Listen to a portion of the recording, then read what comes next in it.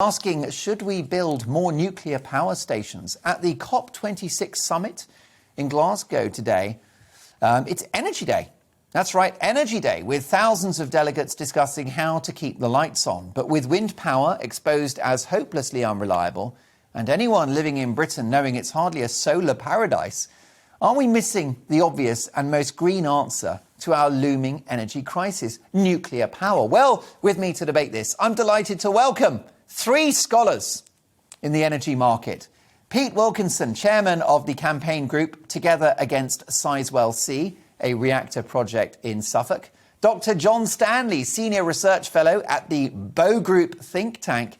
And Alex Epstein, founder of the Centre for Industrial Progress. Alex, let me start with you. Do you think that actually nuclear is the holy grail? It's zero carbon and very reliable. I think potentially it is. I mean, if you look at what was happening in the 70s, you were building nuclear power plants around the world, including in the US, at relatively low cost. And then suddenly it became catastrophically expensive to build them. And so one of the objections today is, oh, it's too expensive. But that's because of the anti-nuclear green movement that claims to care about CO2 emissions, but actually just wants to oppose all forms of human impact on Earth. So nuclear has unlimited potential, but it needs to be decriminalized. So when you hear anyone say, oh, it's too expensive, those are usually the people who made it expensive by criminalizing it. Yes, and certainly there's a strong environmental case for nuclear power, is there not? If you're worried about global warming.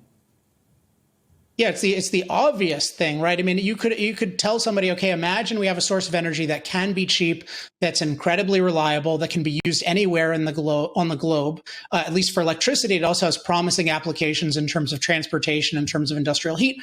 You would expect the anti-CO2 movement to say, oh my gosh, we're thrilled. But actually, they've destroyed and criminalized it. And there's nothing that can come close because solar and wind are unreliable. So they're parasites on reliable power. And then hydro is great, but it's location limited. So nuclear is the holy grail if you care about CO2. But even if you just care about cleanliness and safety, which is more my focus, because it's the cleanest and safest source of energy ever. And it's so revealing of the modern environmental movement that they are the ones who have criminalized it. However, Alex, I have spoken to experts on this programme who have said nuclear is great in that way. It's certainly clean in relation to carbon emissions, but it's not very nimble-footed. It's not great for sort of short-term energy supply issues. Would you agree with that? Yeah, I mean, at least with the current nuclear that we use, but that can provide huge percentages of power. So you take a place like France in terms of providing a very large percentage of its power.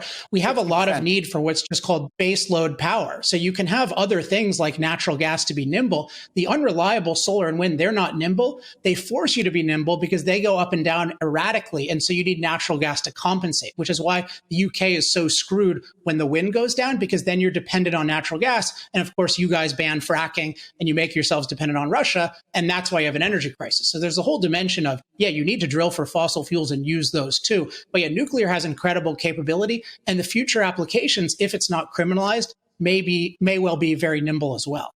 Pete Wilkinson, you're very welcome to the show. And you're shaking your head there. Thank you. Yes, well, there's lots of things to shake my head at. I would say for a start that I guess whether you're for or against nuclear power depends on how you judge the benefits and disbenefits. And I'm not a zealot, and I'm certainly not a criminal, and I haven't criminalised anything whatsoever. All I've done is looked at the pros and cons and decided that, in my view, the cons of nuclear power outweigh the benefits greatly in many, many ways.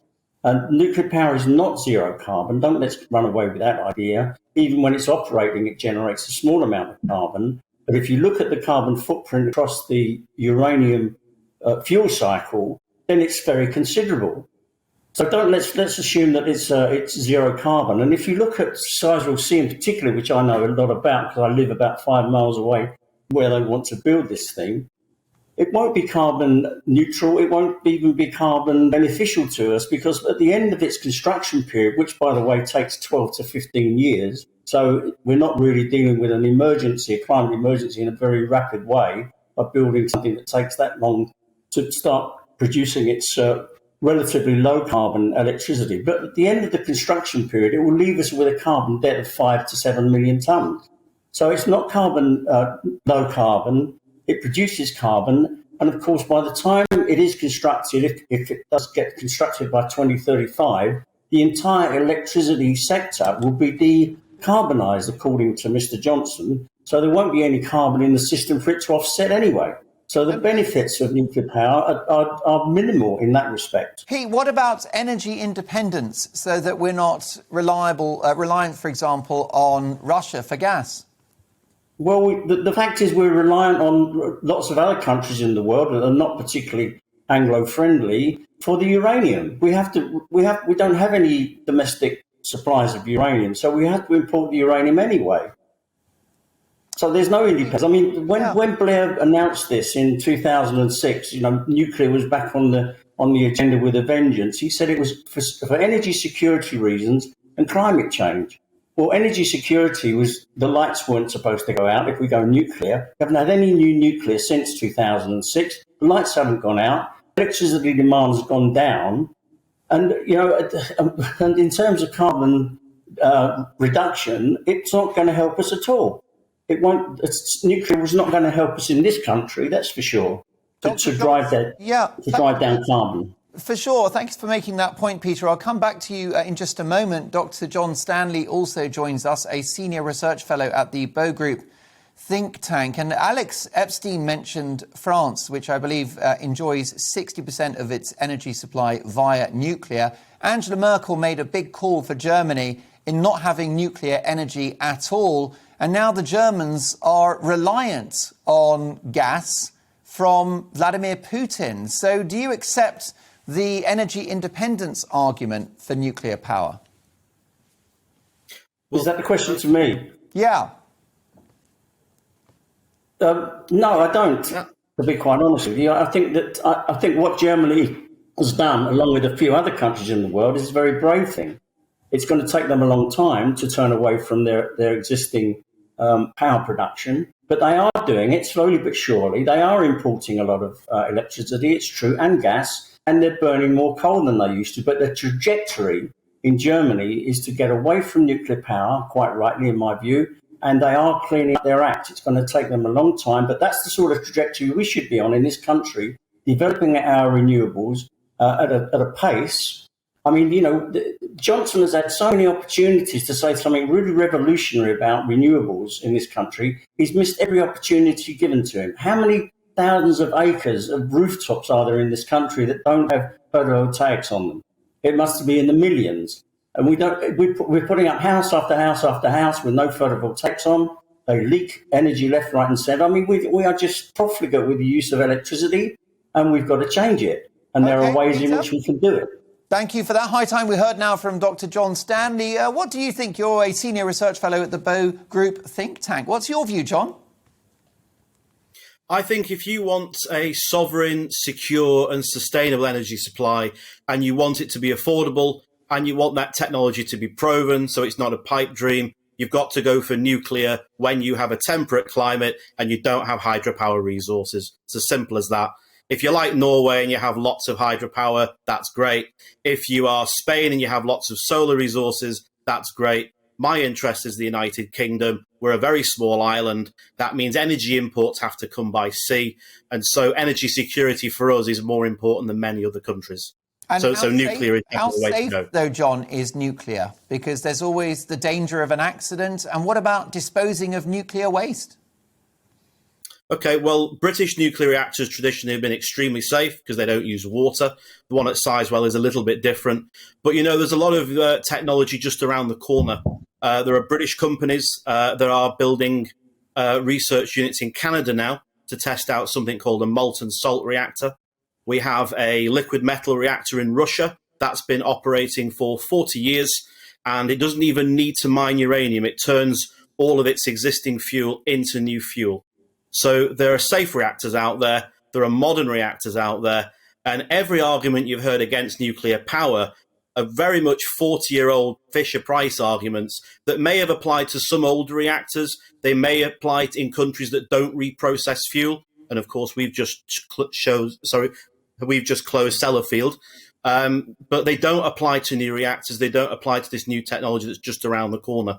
Let's just look at cars, for example. If you have a problem with petrol or diesel engines, you move to an electric motor. You don't just get rid of cars just because some are polluting or not safe. You improve. Although, John, what about the eye-watering cost of building these nuclear power stations? And as Peter pointed out, the long lead-in time, 10, 15 years in some cases.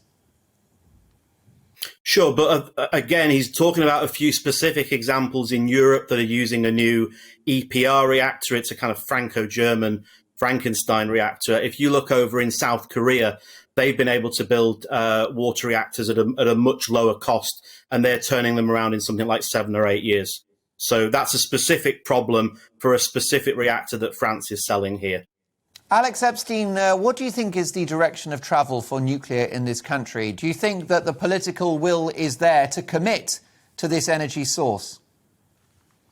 Well, I think you need to commit to liberating it. So most of the problems, including the one you just mentioned, are because, as I call it, it's criminalized. And I think people like Peter are part of the problem. Let me just say one thing, because it seems like we're living in an alternate universe. So if you go to just twitter.com/Alex Epstein, I posted UK electricity 2 days ago, where wind completely failed and it had to be totally bailed out by natural gas, and nuclear was totally reliable. So there is no cost-effective substitute for nuclear. You could argue gas is better than nuclear in certain ways right now, but these unreliables are not good. So you're building a bunch of useless solar panels in the UK, that's going to solve anything? No, you'll get an occasional spike. Like I live in California, we have blackouts because we have over-reliance on solar.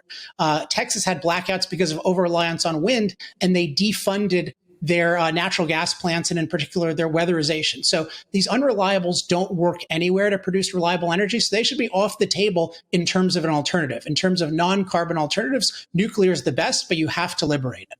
John, do you agree? So how many months of the year is a pressurized water reactor offline? Wait, hold fire. One moment, Peter.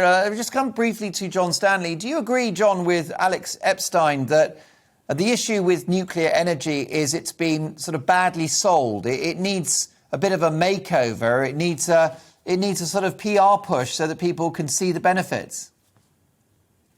I think it has been demonized by the environmental lobby, and they have their own motivations for driving down energy use in general. That seems to be very much part of what they're doing.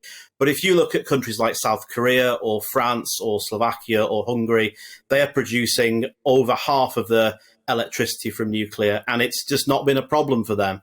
And it's actually a source of national pride in France because they build it themselves, because that engineering prowess is there, and you're employing huge numbers of people, creating that energy domestically rather than sending your money abroad to some quite dodgy regimes, to put it mildly.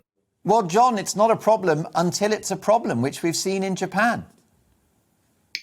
Again, I'll come back to the idea that ever since 3 Mile Island and then Fukushima and Chernobyl in between, every single one of these problems has come about because of a combination of human error, but also these reactors specifically use water in them. And I've said that there are reactors around the corner that we could build that don't operate under pressure. They don't use water, so they can't produce hydrogen even during an accident, and so these problems can't happen. I mean, it's in the name. If you have a molten salt reactor, it's designed to operate with fuel that's molten, so it can't melt down.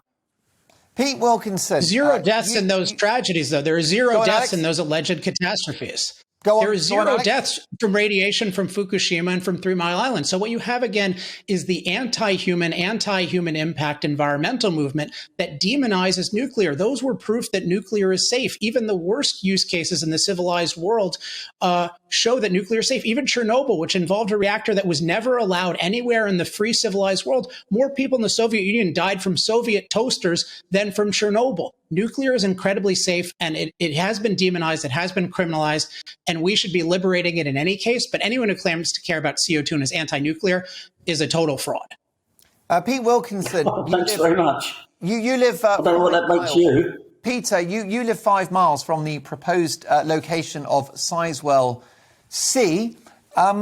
Isn't this just about the view from your garden? Isn't that what this is about? No, I've been anti-nuclear for donkey's years. I started Friends of the Earth in this country, and I'm also a founding member of Greenpeace UK. So I've looked at the facts over the years, and as I said earlier, it is an option. Nuclear is an option. It's not an imperative. And what we've got to do in this country, and I think around the world, is look at the ups and downs of all the technologies we've got out. I'm not a zealot I'm not up there on my soapbox every day saying we can't build nuclear power. It's entirely up to the country to do what it decides to do. But let's, for goodness sake, have a sensible, open and grown-up debate about it rather than calling people criminals. Let's argue the case about nuclear. Nuclear power is a capital-intensive, very advanced sort of technology, although it's coming into being antiquated now. It's been around for so long, and it leads to proliferation of nuclear weapons. It's very costly. It's uncertain in many respects. It is very costly. I'm sorry, it's no good shaking your head. £23 billion started off at about $8 billion. Your fault. It's not linked to nuclear weapons. North Korea has nuclear weapons. No, one at a time, please. South Korea has no nuclear weapons and has a civilian industry. You've got two countries there, chalk and cheese. One has a civilian power network, the other one doesn't, and the one that doesn't has nuclear weapons. So they're not linked.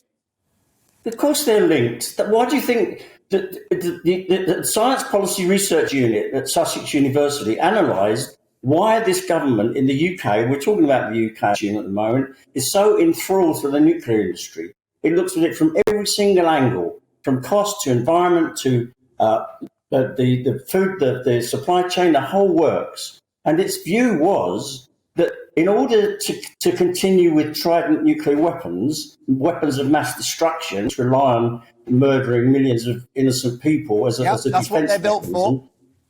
In order to keep that going, it has to keep the supply chain going here, and it has to keep the skills, the supply chain for the nuclear, the supply chain for the nuclear, and also the knowledge base. Can you tell me one workforce. component of a nuclear weapon that's made in a civilian nuclear reactor? It's the parts. It's the parts. Which it's the parts for the nuclear industry. It's for the skills. It's for the There is skills enough base. reprocessed plutonium right now to build 20,000 Hiroshima bombs in warehouses in Cumbria. You want to get rid of that? You put it in nuclear reactors and burn it. No, you have to have trident submarines in order to lob them over. So it's all that sort of technology, the hardware that goes with it. Well, that's what I'm telling you. This is what Science Policy Research Unit came up with. I'm not. My viewers it's not my report. Are boiling with rage. Take a listen to this, Peter. Why no mention of small modular reactors, a fantastic source of instant energy? How about that? So many emails. Well, they're about the size of Sizewell A, about 400 megawatts. They're not small. You want one on every corner, do you? You're still going to have the same problems of radioactive waste, about planning, about all sorts of issues that go along with nuclear power at the moment, coolants, God knows what else. They're not small at all. It's just a pipe dream. If there ever was a pipe dream, they are. What SMRs are. Nina's not happy. Nina says, dear Mark, until new reliable technologies are put on the market at an affordable price, nuclear is the future for our energy needs. Nuclear power provides clean and reliable energy. We need to ensure that new nuclear power stations are built in the right locations in our country, which are at low risk from flooding. This is the way forward. I'd argue that you're on the wrong side of history on this one, Peter. Well, I'm sorry, but the right place in this country is not on the coast if we're worried about flooding, is it? And then where are all our nuclear power stations? It depends. On the coast. Depends where on the coast. Yeah, but you look at the one at Sizewell. Sizewell itself is going to be an island in 100 years. Okay. And we're building It's interesting that's mentioned because Greenpeace apparently is very concerned about rising sea levels. It's a €400 million a year public relations firm. Last time I checked, its corporate headquarters are in Amsterdam, which is 2 meters below sea level now. Yeah, well, I left Greenpeace 20 years ago. I agree with you. Live from the United States, Alex Epstein, you get the last word. Yes. Again, nuclear has this amazing track record. It's been criminalized by the Green Movement. And what the Green Movement proposes, these unreliables, again, go to Twitter at Alex Epstein. It's very clear. These are parasites. They cannot support any economy. Anywhere they're used, it causes cost and reliability problems. And it's the anti-human environmental movement led by Greenpeace that is responsible for the inability to have cost-effective alternatives to fossil fuels. So I love fossil fuels. I wrote the moral case for fossil fuels, but I love nuclear too. And the people who claim to care about CO2 are the worst enemies of nuclear and therefore non-CO2 power. Gentlemen, Mark, could I just make one point, Mark, Go, please? Pete. There's more energy falling per square metre on the Earth's surface than we can ever possibly use. We have the technology to harness it. We just don't have the political will to do so. Not cost effective. There you are. course Can I make one last point as well? Run. There's one elephant in the room. The source of the energy turns up free of charge. Pete, John, what's Yes, the but the elephant in the room? process is prohibitively The expensive. elephant in the room That's the problem. is Read my book. I'll send you a free want to know copy. a source of radioactive waste in the world right now, it is the mining of rare earths. Those rare earths are essential for the wind industry. That nuclear waste is not stored away like it is with the nuclear industry. That radioactive waste is currently sitting in slag heaps in China, and it's being rained on. And that rain is washing into rivers and washing into the sea. That is a fact. You can see them. These rare I'm not earth mines, suggesting it's not a fact. and they leave huge amounts of fact. radioactive waste. Okay. I understand about the rare earth argument. I understand it's one of the things that we've got to have a sensible conversation about, Well, and rather let me than tell you, calling people criminals. It has been a very sensible conversation